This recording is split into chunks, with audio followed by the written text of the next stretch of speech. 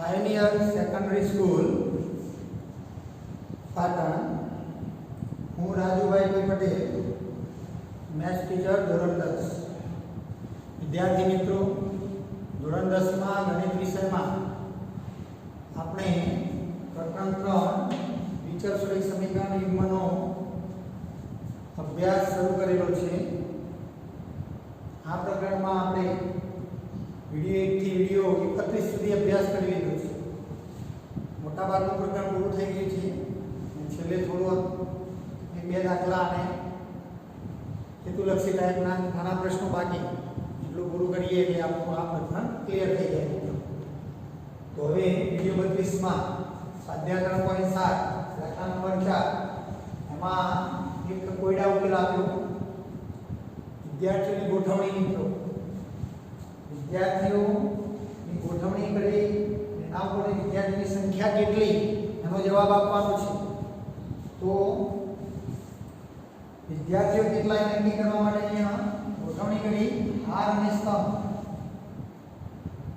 અહીંયા તો ઉદાહરણ તરીકે વાત કરીએ આપણે આ રીતે, ધારો કે ગોઠવણી કરી આપણે વિદ્યાર્થીઓની, સમજી લો આ રીતે હારમાં વિદ્યાર્થી ઉભા. પ્રશ્ન શું પહેલા સમજી લો.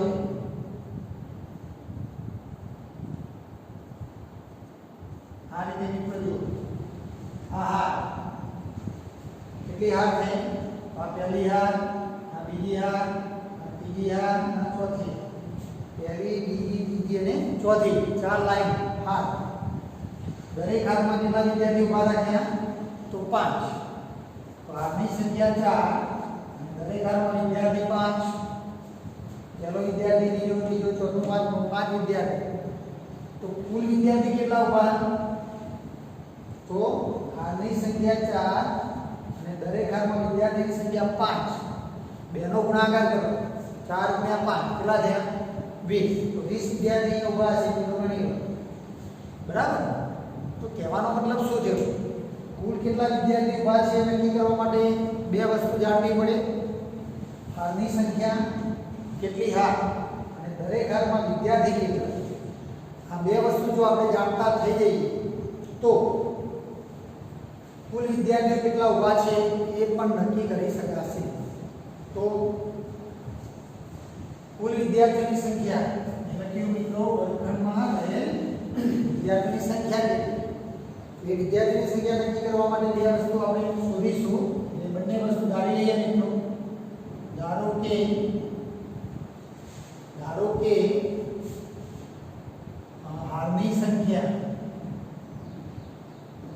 x છે અને દરેક હારમાં વિદ્યાર્થીઓની સંખ્યા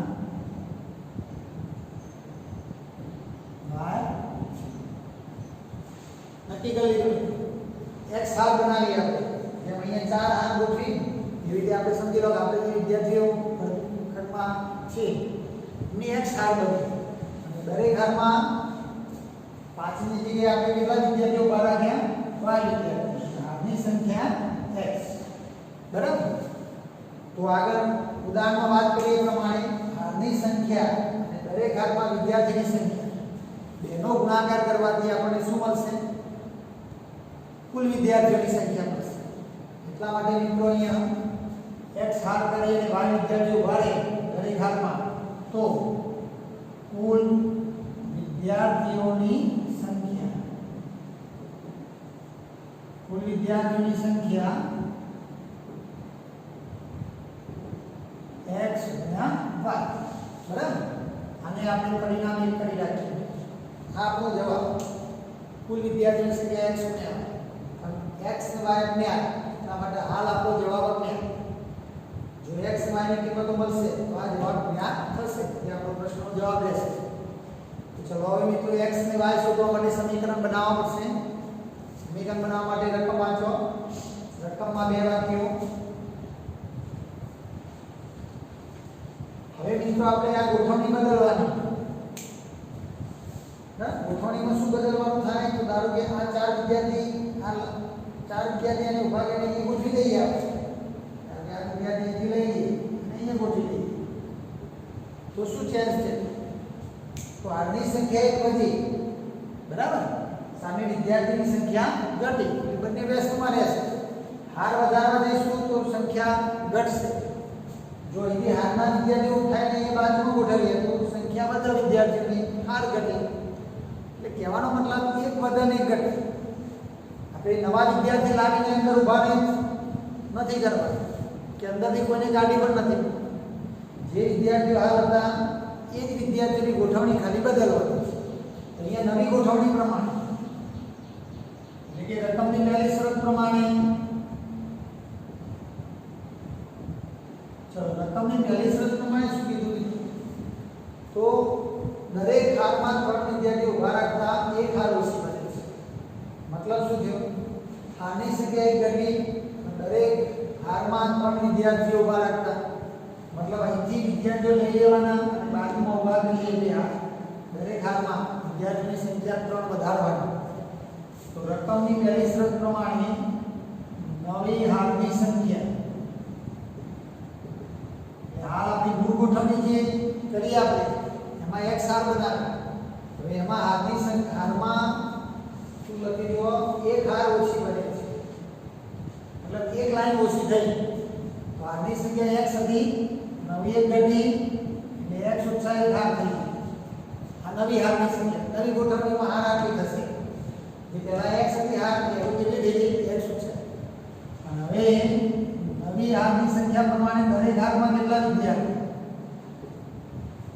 દરેક હારમાં વિદ્યાર્થીઓની સંખ્યા, અહીંયા લખ્યું ને, દરેક હારમાં 3 વિદ્યાર્થીઓ ઊભા રાખે, મતલબ હારમાં 3 વિદ્યાર્થી 1 2 3 1 2 3 એમ ગોઠવવાના.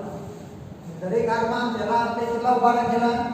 બસ આજે ગોઠવણી આપણી મૂળ ગોઠવણી, એમાં આપણે ચેન્જ કરી દઈએ કે હાર ઘટાડવાની અને વિદ્યાર્થી વધારવા. તો દરેક હારમાં y હતા ને, હવે 3 વિદ્યાર્થી વધારે ઊભા રાખવા, તો y વત્તા 3 વિદ્યાર્થી થશે દરેક હાર. તો આ થઈ આપણી નવી ગોઠવણી. પહેલા x હાર હતી, દરેક હારમાં y વિદ્યાર્થી હતા, તો કુલ વિદ્યાર્થી કેટલા થતા? x. હવે નવી ગોઠવણી કરી એ જ વિદ્યાર્થીઓની, એમાં હારની સંખ્યા એક ઘટી અને દરેક હારમાં 3 વિદ્યાર્થી વધ્યા. આ રીતે તો નવી ગોઠવણી પ્રમાણે પણ આપણે કુલ વિદ્યાર્થીઓની સંખ્યા કહી શકીએ. તો નવી ગોઠવણી પ્રમાણે કુલ વિદ્યાર્થીઓની સંખ્યા કેટલી? તો હારની સંખ્યા અને દરેક હારમાં વિદ્યાર્થીની સંખ્યા એના ગુણાકારથી કુલ કેટલા વિદ્યાર્થી ઊભા છે એ નક્કી થાય. જે પહેલા આપણે વાત કરી, ભાગેનો ગુણાકાર હારની સંખ્યા ગુણ્યા દરેક હારમાં વિદ્યાર્થીની સંખ્યા. આ બેના ગુણાકાર જેટલી કુલ વિદ્યાર્થીની સંખ્યા થશે મિત્રો, અને પરિણામ 2 કહીશું. બરાબર. ચલો હવે રકમની બીજી શરત, હાલ એને એક જ છોડી, કુલ વિદ્યાર્થીની સંખ્યા છોડી દેવાની. હારની સંખ્યા દરેક હારમાં વિદ્યાર્થીની સંખ્યા નક્કી કરીને કુલ વિદ્યાર્થીની સંખ્યા છોડી દેવાની. પછી બીજી શરત. હવે મિત્રો આપણે રકમની બીજી શરત પ્રમાણે જે આપણી મૂળ ગોઠવણી હતી એ ફરીથી આપણે બદલી દઈશું. ફરીથી બદલવામાં શું કરવાનું? અહીં લખી લો, 3 વિદ્યાર્થીઓ પ્રત્યેક હારમાં ઓછા ઊભા રાખતા 2 હાર વધે છે. મતલબ અહીંથી 3 વિદ્યાર્થીઓ પાડી પાછળ અને નીચે હાર વધારે, તો 2 હાર વધી જાય. શું થયું? 2 હાર વધી, 3 વિદ્યાર્થી ઘટે. દરેક હારમાં વિદ્યાર્થી 3 ઓછા કરી દેવાના, બરાબર? 1 2 3 1 2 3 એ ઉપર નીચે ગોઠવી દેવાના, એટલે હાર વધી જાય, વિદ્યાર્થી ઘટી જાય. તો રકમની બીજી શરત પ્રમાણે નવી હારની સંખ્યા, એટલે નવી ગોઠવણીમાં હારની સંખ્યા કેટલી થવાની? એટલે કે મિત્રો 2 હાર વધારે, મતલબ પહેલા મૂળ ગોઠવણીમાં x હાર હતી, હવે 2 હાર વધે, 2x + 2. આ નવી હારની સંખ્યા. દરેક હારમાં વિદ્યાર્થીઓની સંખ્યા, દરેક હારમાં કેટલા વિદ્યાર્થીઓ? તો y વિદ્યાર્થી હતા, પણ હવે અહીંયા શું કીધું? 3 વિદ્યાર્થી પ્રત્યેક હારમાં ઓછા, મતલબ y હતા પણ 3 ઘટાડવાના, 3 ઓછા કરી દેવાના, એટલે y ઓછા 3 વિદ્યાર્થી હવે ઊભા છે દરેક હારમાં. આ રીતે તો तो मित्रों रकमની બીજી શરત પ્રમાણે હવે આપણે કુલ વિદ્યાર્થીઓની સંખ્યા નક્કી કરી લઈએ।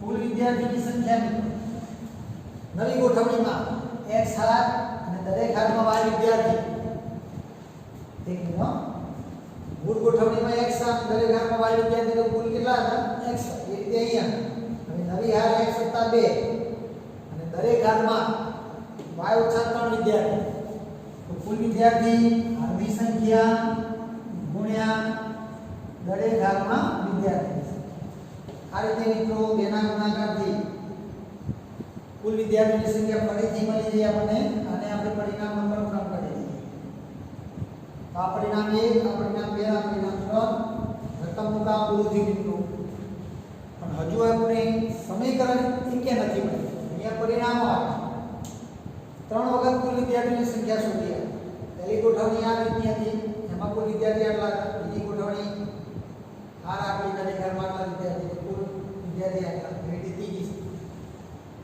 હવે મિત્રો સમીકરણ બનાવવા માટે શું વિચારીશું તો છેલ્લા વિડિયોમાં પણ આવો એક દાખલો આવ્યો અહીંયા પણ એ સમજ પ્રમાણે અહીંયા મિત્રો આપણે વિદ્યાર્થીઓની સંખ્યા બદલી દેતા નથી ખાલી ગોઠવણી બદલી હાલ આપણે અહીંથી 4 વિદ્યાર્થી લઈને અહીંયા ગોઠવી દીધા તો હાર વધી દરેક હારમાં વિદ્યાર્થી ઘટે પણ કુલ વિદ્યાર્થી તો 20 ના 20 જ રહ્યા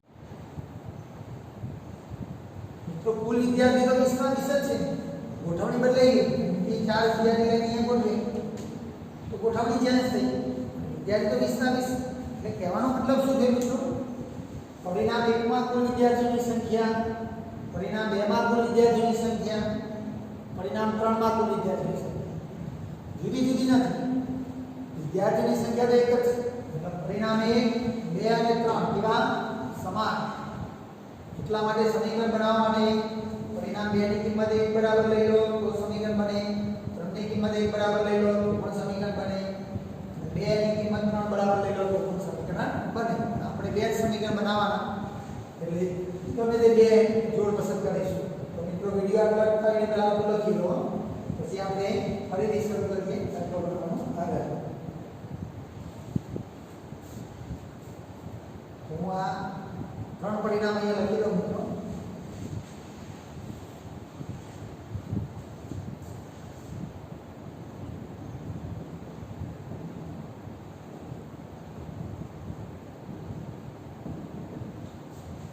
બીજા પરિણામમાં આટલું આ પરિણામ છે કુલ વિદ્યાર્થીઓની સંખ્યા બીજા પરિણામમાં કેટલી x + 2 y - 3 પરિણામ 3 બરાબર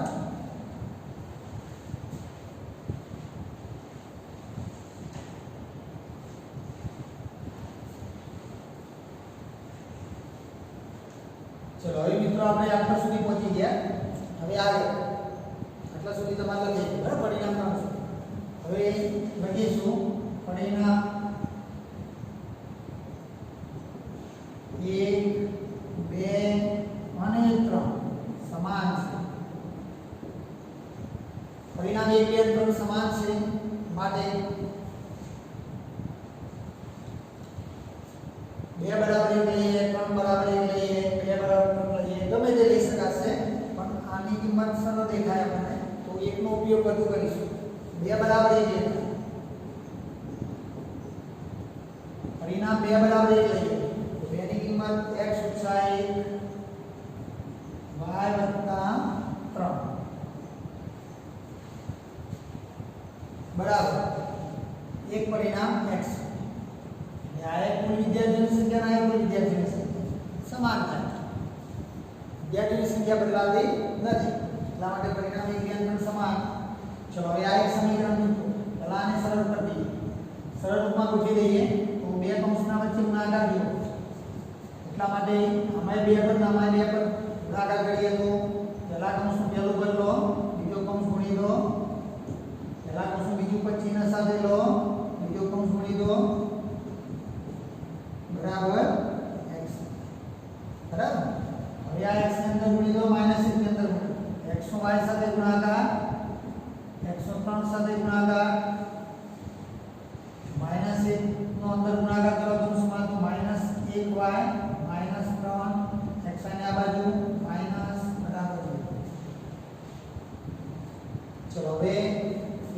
xy જતા લેવાના 3x - y - 3 બરાબર 0 આમાંથી મિત્રો અચળ પદને આ બાજુ લાવી દો 3x - y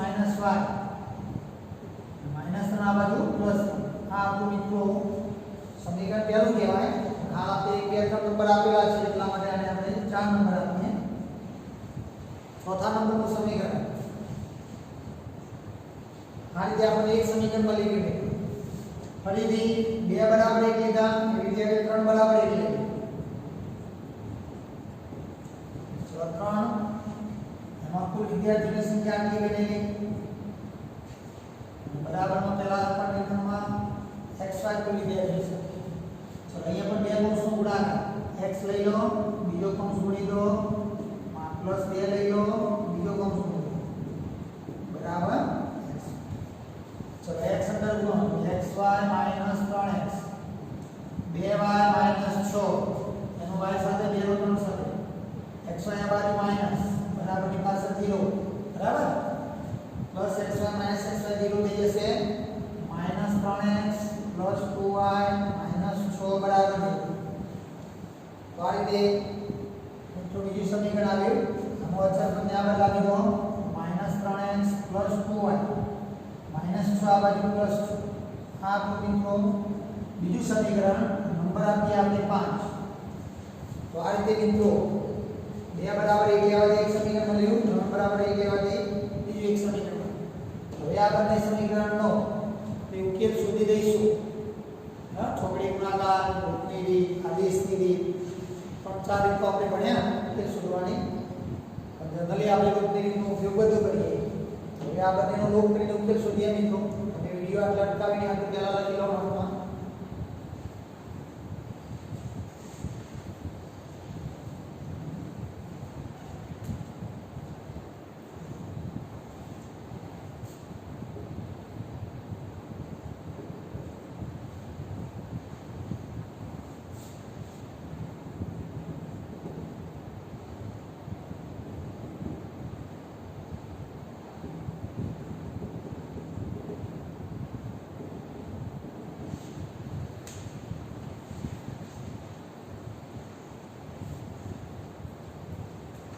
चलो હવે મિત્રો જો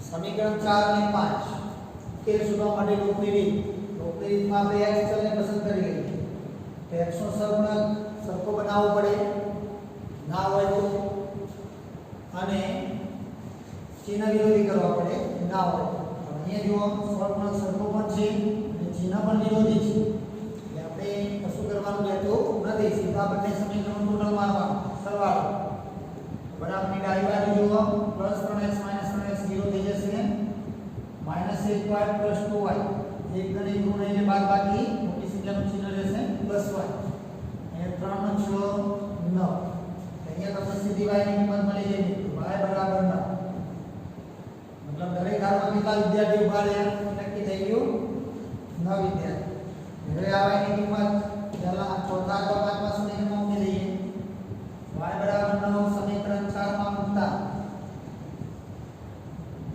સમીકરણ 4 3x - y બરાબર 3 y ની જગ્યાએ કેટલા મૂકવાના 9 9 -y 9 બરાબર 3 -9 આবার લઈ દઈએ મિત્રો તો +9 સરવાળો થશે 12 3 વડે ભાગી દઈએ તો 4 y થી મિત્રો આની સંખ્યા 4 થઈ અને દરેક હાલમાં 9 વિદ્યાર્થીઓ ઉભા રહ્યા એવું નક્કી છે માટે કુલ વિદ્યાર્થીઓની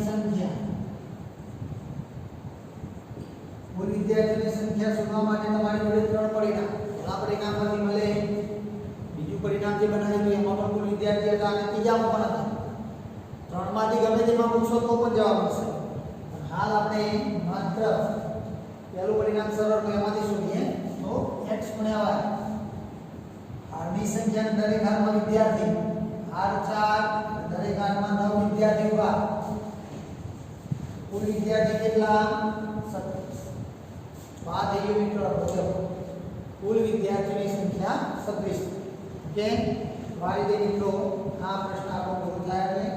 તો વિડિયો સ્ટોપ કરીને આટલા સુધી લખી લો. બીજા દાખલાની વાત કરીએ આપણે.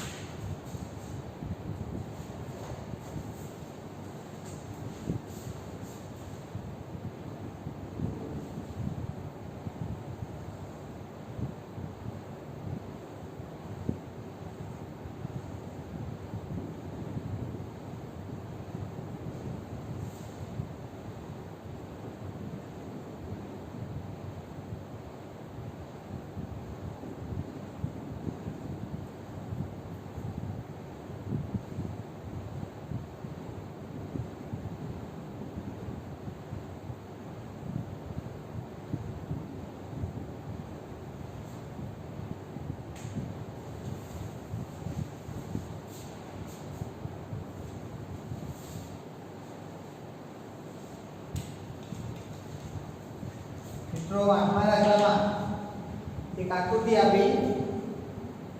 આકૃતિમાં શું દેખાય જુઓ બરાબર. એક ચતુષ્કોણ દેખાય અને ચતુષ્કોણ ABCD ના દરેક ખૂણાનું માપ શોધો.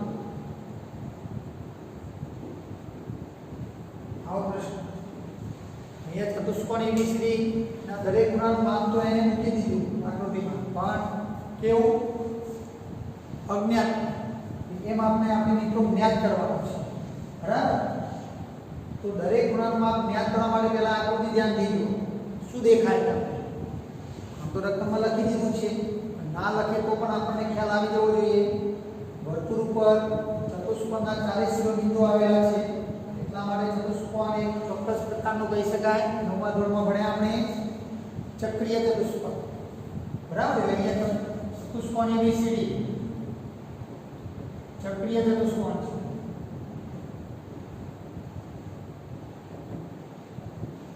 માટે ચક્રીય ચતુષ્કોણના ગુણધર્મો યાદ કરો મિત્રો. એમાં આપણે પ્રમેય પણ ભણ્યા હતા કે ચક્રીય ચતુષ્કોણ હોય એના સામસામેના ખૂણા પૂરક હોય. મતલબ સામસામેના ખૂણાનો સરવાળો 180 થાય. આપણે સામસામેના ખૂણા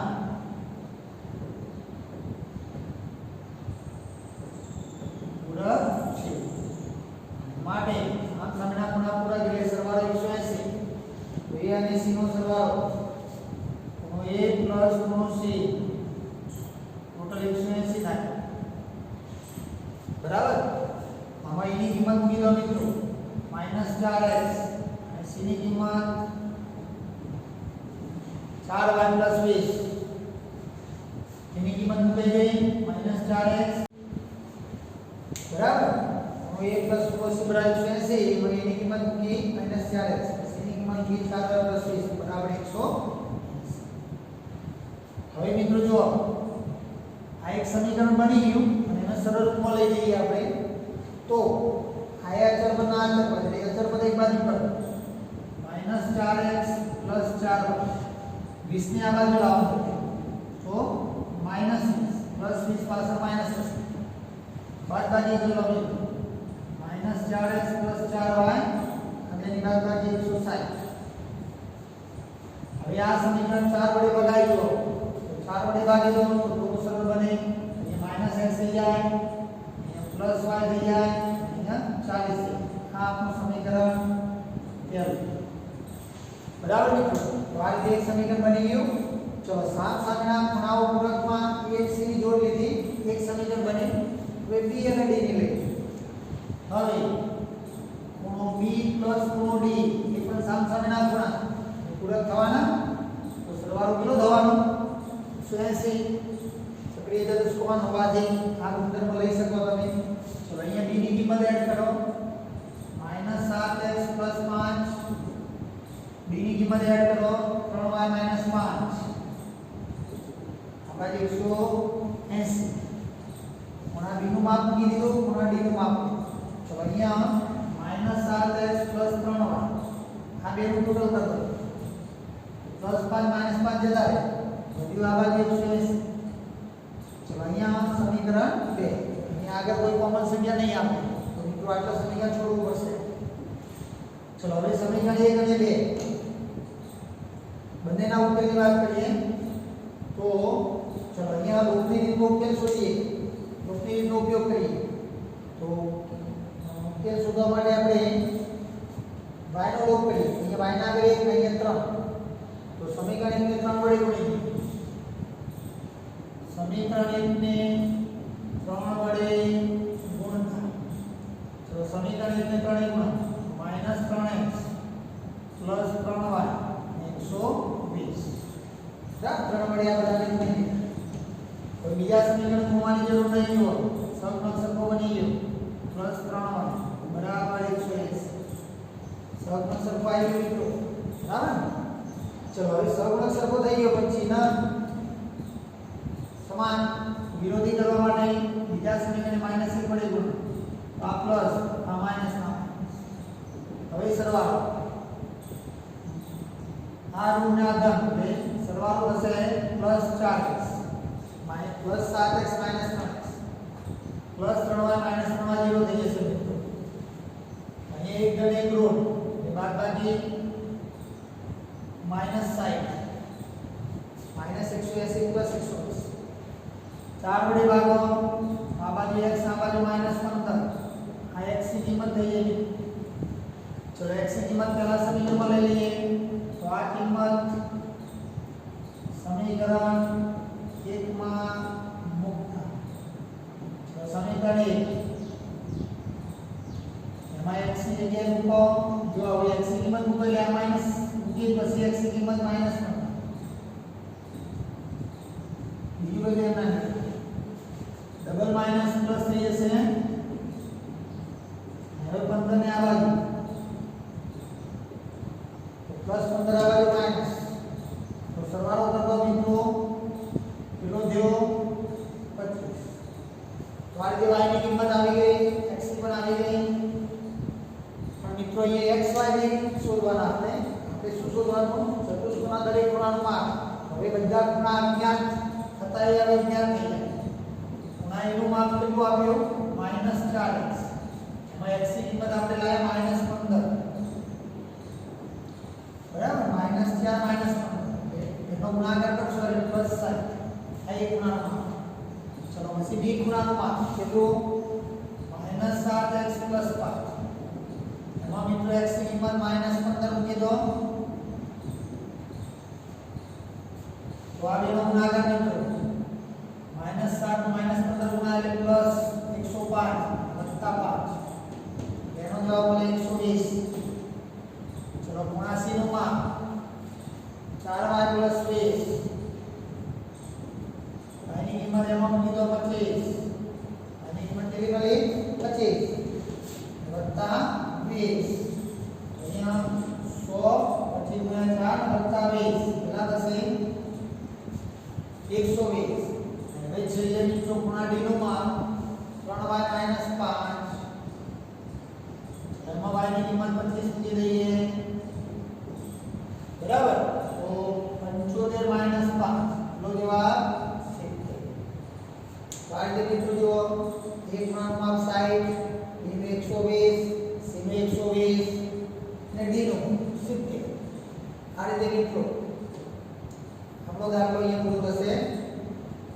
બરાબર તો દાખલા નંબર 8 પૂરો થાય. અને હવે આ પ્રકારના લગભગ મોટાભાગના દાખલા આપણે પૂરા કર્યા છે. એ હેતુલક્ષી પ્રશ્નો મતલબ નાના મોટા પ્રશ્નો જે બોર્ડમાં આપણે 1 થી 16 ની અંદર આપતા હોય તેના એ ટાઈપના બધા. બરાબર એ આપણે વિડિયો 33 માં વાત કરીશું. તો દાખલા વિડિયો 32 નું કામ પૂરું કરીએ. જય હિન્દ, જય ભારત.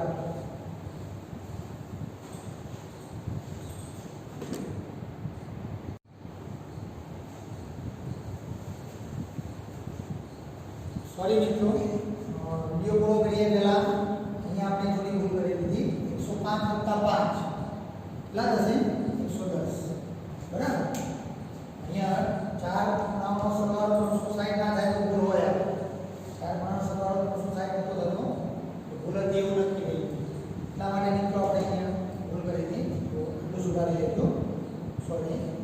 ઓકે જય હિન્દ.